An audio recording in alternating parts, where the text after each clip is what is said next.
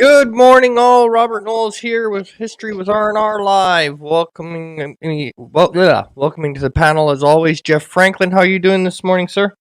That's easy for you to say. I'm doing fine. Not apparently. I'm getting rusty. How are you doing, Revan? I'm doing good. All right, quick spin through the chat. We have Bird of Prey 5, Kapla, sir. How are you doing? We have Mark the Inflatired, Mary's Game Room, Old Media Guy. Welcome. It's been a little while. I'm a little rusty. We're just gonna kind of see how this goes. Quick little update. I'm gonna slowly start coming back. A little over a week ago, I had to release a video on the other channel that I was taking some time off. I've gotten the okay from the doctors that I can kind of start to return back to normal. My blood pressure is starting to come down. It's still not where they want it, but it's getting there. The kidney is a whole nother matter. That'll be about another month before they get that figured out and how bad it is, or if it's just got new norms. So, long story short, I'm starting to come back around, but I'm still not at 100%. So I'm not coming back full bore, but I'm coming back slowly. I'm hoping that the radio show should be written by the end of the week, which means I should start to have scripts out to people by the beginning of next week, and then we should have it out the following week after that. We should have everything sealed and delivered the following Tuesday, so 3 weeks from now. I'm hoping that the new show will drop this Friday for History with R&R, the History Roundtable, which has myself, Jeff Franklin, and Mark the Inflatired. Hopefully, it should have already debuted, but then I got a little sick and I just haven't been able to edit. And that's on me, not on them. So that show will be coming. I'm looking at maybe doing a couple more things here on the History Channel, and of course, Rambling Canuck karaoke. I think is going to still wait one more week before that returns. It just depends on how my semi back to work schedule I feel by Friday. It all depends. If I'm still not feeling 100%, I just can't sit here for 3 hours. But if I'm feeling up to it, karaoke will either return this Saturday or the following Saturday. I'd like to thank everybody who stuck with History with R&R and who stuck with Rambling Canuck. I didn't have a major exodus, even though I've been gone for about a week and a half. I do appreciate that. Thanks, Jeff, for not going, well, where the hell is he? And Revan, I wanted you to get better. Revan was supposed to be back on a little while ago. So like the British, you pressed me, so yeah. And Jeff is really sporting the look. He's got the original History with R&R mug. And also, just an FYI, the Doom Memorial mug has been removed from the store. It went away Monday, May 1st. It got removed from the store, so it is no longer available. But the shirts and all that are still there, but the Doom mug is gone. With that, let's get down to business here. So, Revan, hello. You know, there was this rumor I heard that that there was the Irish, drinking happy-go-lucky Irish. They did a revolt. What are you talking about? We did. Okay, did you lie? Yeah. So the British had this law in the penal laws that the Irish were not meant to, the people who have basically been in open revolt since 1000 AD, have basically been barred from military service. So when World War One breaks out, they're like, we need everyone from the Empire. So they trained the Irish in the British military tactics, how to work their vehicles, what they do, what their formations are like. And then in 1916, we decided to go into a revolution. Yeah, because let's see, teaching the hostile Irish. population. Yeah, yeah, Yeah, the actual that'll do. the East actually designed. They say it was designed to fail, but no, it's just one big fuck up. So basically, the revolutionaries, the founding fathers, they were like, you know what? We're not going to do this. This isn't happening. Let's say that Rambling, you're over in Leinster. Jeff, you're up in Connacht. Okay? So you two are there, and I'm down in Munster. So you're like, lads, what? It's happening. Wait, during World War One, we have to get from the other side of the country. There, yes, get everyone. Tell all 20,000 people that it's going on. All in all, they had 1,000 people fighting across the country, and yeah, That's a bad turnout. it was, but they ended up. 20,000 tickets sold, only 1,000 in the stands. This is a bad idea. I know, right? Then they turn around and the fathers they decided to announce independence by standing in as it was known then Victoria Street. Okay, after Queen Victoria wasn't like that after 1922. I'll tell you that. And they're like, okay, so uh, they read out the public hearing, the proclamation of independence for Ireland, and they promptly get a military like whole platoon show up to see what the hell is going on at the post office. Yes, because we started our revolution in a post office. Because we Well, I thought guess that just gives a whole new meaning to going postal. exactly. We fought there for 3 days a night, and then they took everyone out and they sent them to Wales. And then the British done something that you should never do to the hostile country. They reported in excruciating detail the treatment of the Irish prisoners.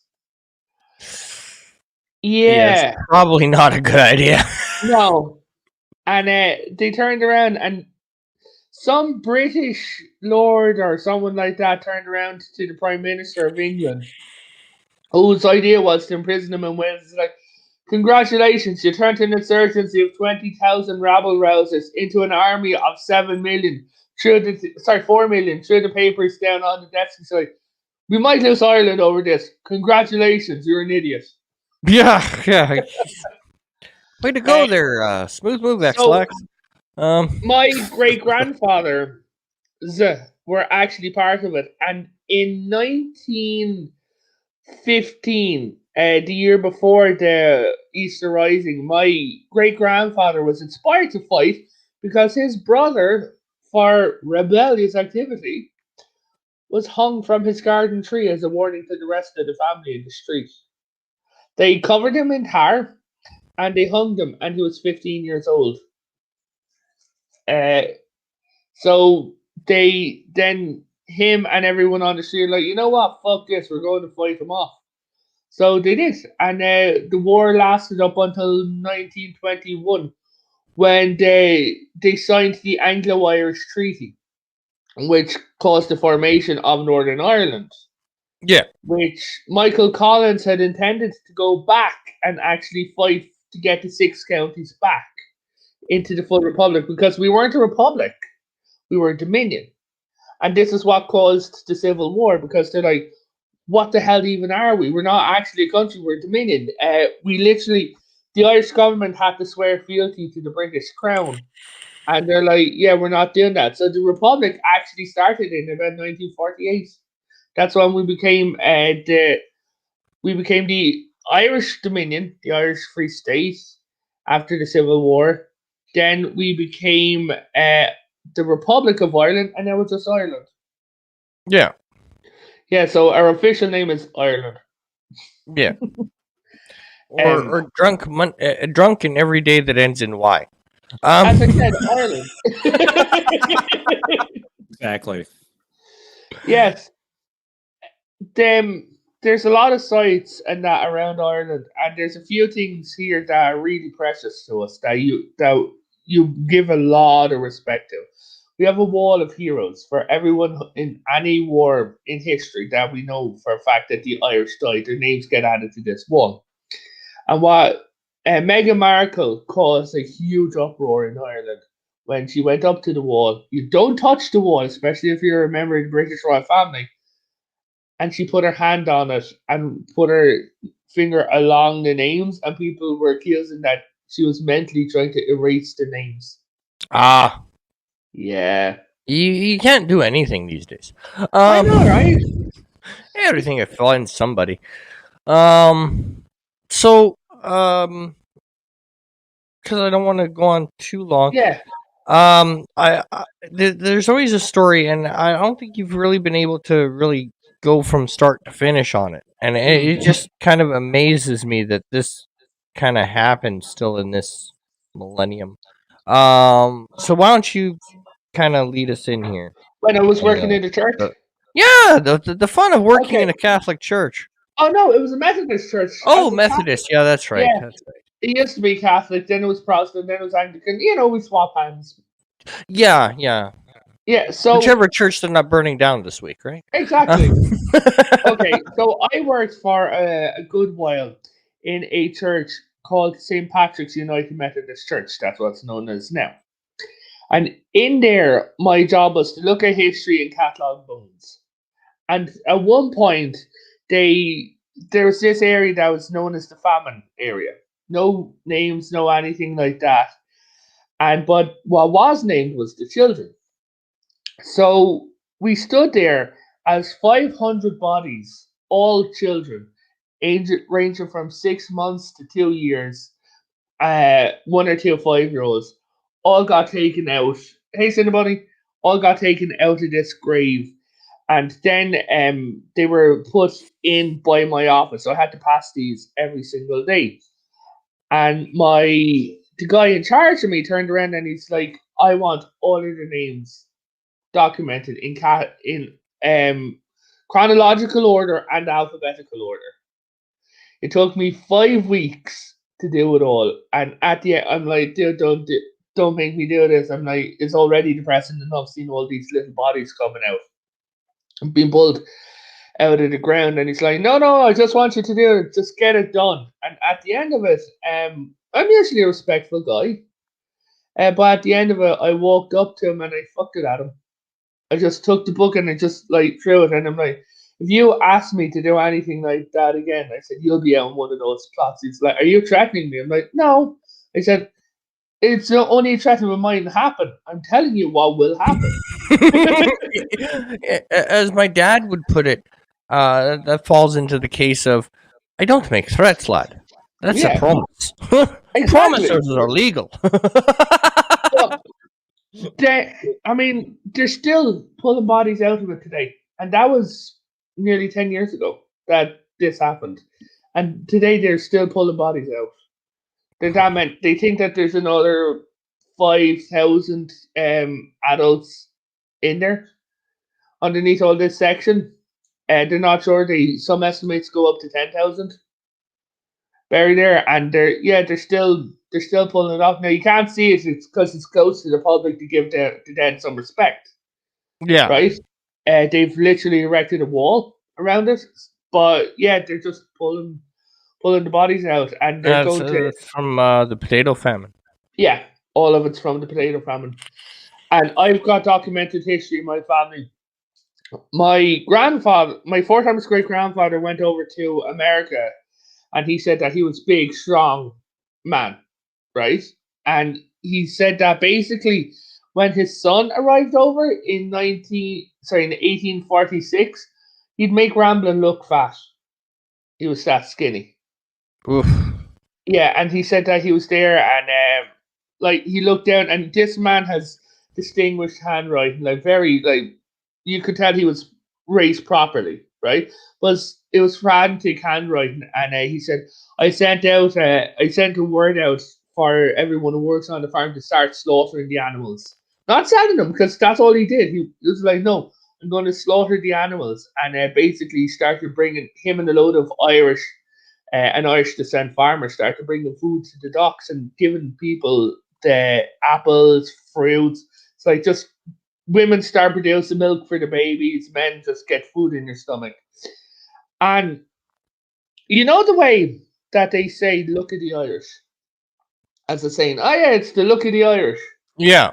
That's an insult. Well, yeah, because coming from an Irish family, Yeah. Irish luck is if you don't have bad luck, you ain't got no luck at all, lad. Exactly. Yeah, But I mean, after all, it is also another Irish saying. It, how does it go again? Uh, oh God, my brain just totally blanked. Something along the right lines of,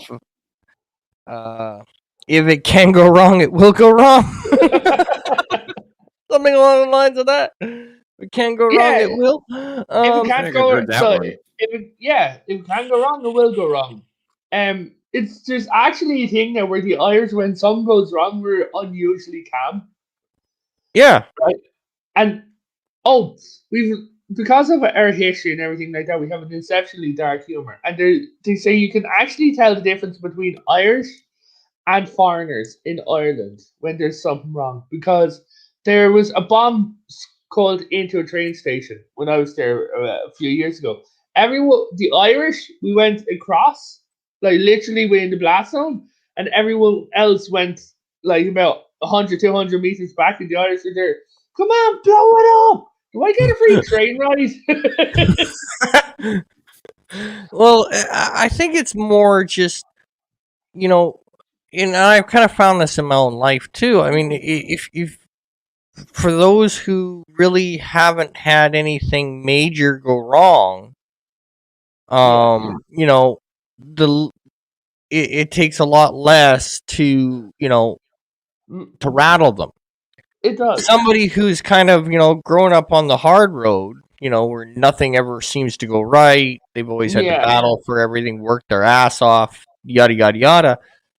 It's a lot harder to rattle them Yeah. because they've already been through so much, right? They don't look at it like, oh, how am I ever going to make it through this? It's more, well, it's kind of Tuesday. Yeah, Right? like and, there's and even and you jokes. get to that point, and Yeah, Ireland is kind of that way as a nation. It's just, well, that's a Tuesday, lad. yeah, like we're joking. Like, there one of the popular jokes about the beer bug at the moment. It's like everyone is like, "Oh, we'll be out." We'll in America they're like, "We will be free," and in Ireland it's like, you see things popping up. It's like 2032. Now going into lockdown level 72, you can no longer be in the same room as your own shadow. You can no longer breathe more than 5 times a day.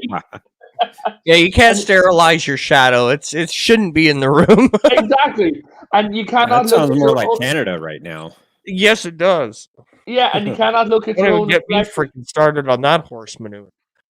But in Ireland, there's a lot of scars and hostility still left over from the wars. Yeah, Like, going back to the famine for a minute, my mother says growing up that there wasn't a lot of food in Ireland. We really didn't see fat people until the 80s. yeah, And now in Ireland, they like Ramblin, Jeff. If you two came over to Ireland, I'd cook for you. That's how we show, like, oh yeah, it's like, what's wrong? Here, eat something. Like, yeah, yeah. Well, my dad had the same thing. My dad had the same mentality. It yeah, was, if you weighed under 180 pounds, it was, oh, you got to eat something. Get to the exactly. table, right? It's like, yeah, you're too skinny. I could never Yeah, put on weight to save my life. I could eat from dawn to dust. I could never freaking put on weight to save my life. I wish I Um, had that I'm not problem. jealous, you're jealous. um, But it also comes there. you still there, Revan? Revan? Nope. Wait, oh, sorry. Ah, there we go. Oh, there Yeah, you yeah, are. sorry. I thought it was you who froze. So there's done a genetic test on the Irish, and it turns out that we're still in 2021. Babies being born now are still in starvation mode. Like Yeah, the Irish.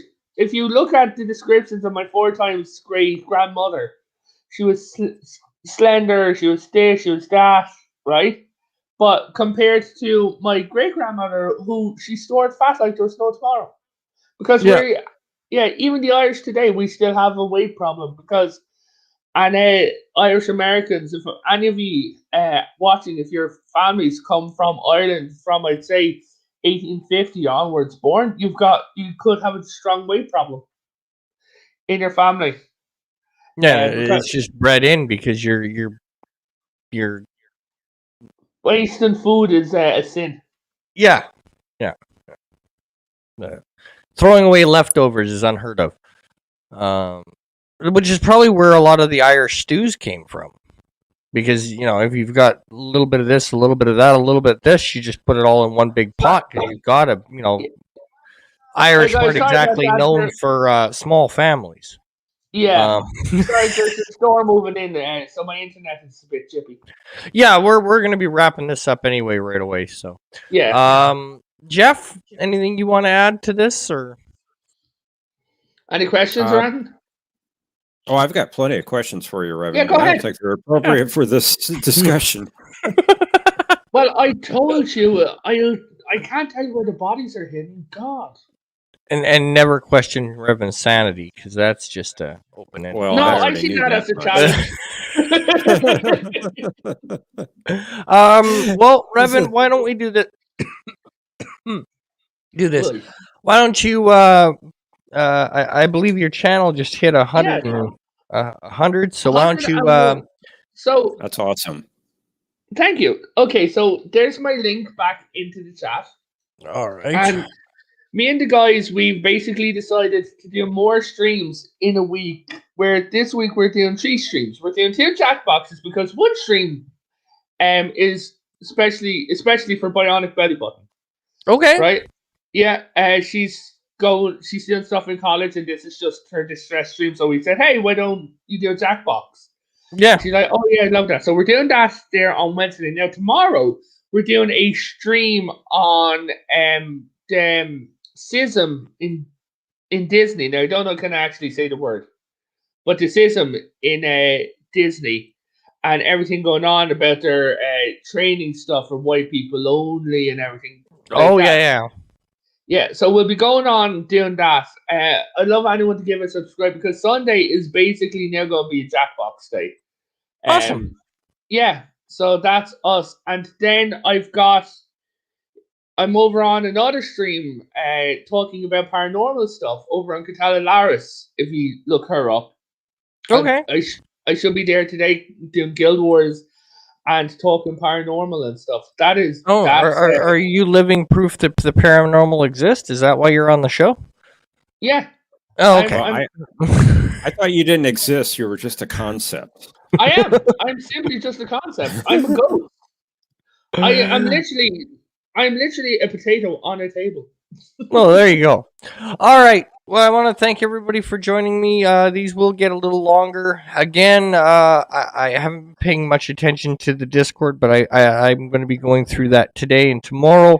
So if you have some ideas that you'd like to see on live stream, or if you yourself have some knowledge in certain points in history and would like to get up and talk about it, hit me up in Discord. I'm either on the History with R&R Discord or just DM me in Discord itself.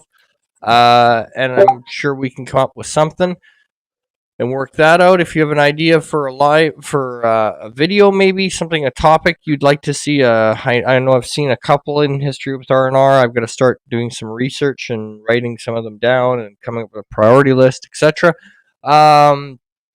So just pop an idea in History with R&R Discord. I try to get to them all. We're going to eventually cover them all because, after all, I do want to do videos that everybody actually wants to watch because I can pick up moments in history all day long. It'll be more fun if there's people that if I'm covering stuff that you guys actually want to hear about. With that, I look forward to hopefully having the roundtable drop this Friday with Mark the Inflatard and Jeff Franklin. And with that, on this channel, I always end it the same way my ex co-host used to, and that is thank you and good night.